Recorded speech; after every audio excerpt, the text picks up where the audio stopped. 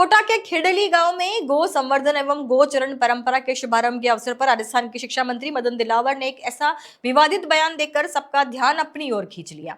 मंत्री ने कहा कि गाय का बच्चा विद्वान और चंचल होता है, जबकि भैंस का बच्चा आलसी और बुद्धि से भ्रष्ट होता है। उनके अनुसार अगर बच्चों को चालाक, ऊर्जावान और चंचल बनाना है तो उन्हें गाय का दूध पिलाना चाहिए। वहीं भैंस का दूध बच्चों को आलसी और सुस्त बना देता है। मंत्री ने उदाहरण देते हुए कहा कि गाय का बछड़ा जन्म के कुछ दिनों बाद अपनी मां को पहचान लेता है और दूध पीते ही उछल कूद करने लगता है। इसके विपरीत भैंस का पाड़ा अपनी मां को पहचानने में असमर्थ रहता है और कई भैंसों के पास भटकता रहता है। उन्होंने कहा कि ये देखने के लिए 5-7 गाय और भैंस चुनकर उनके बच्चों को अलग अलग छोड़ दिया जाए तो गाय का बच्चा सीधे अपनी मां के पास जाएगा, जबकि भैंस का बच्चा बार बार भटकता रहेगा।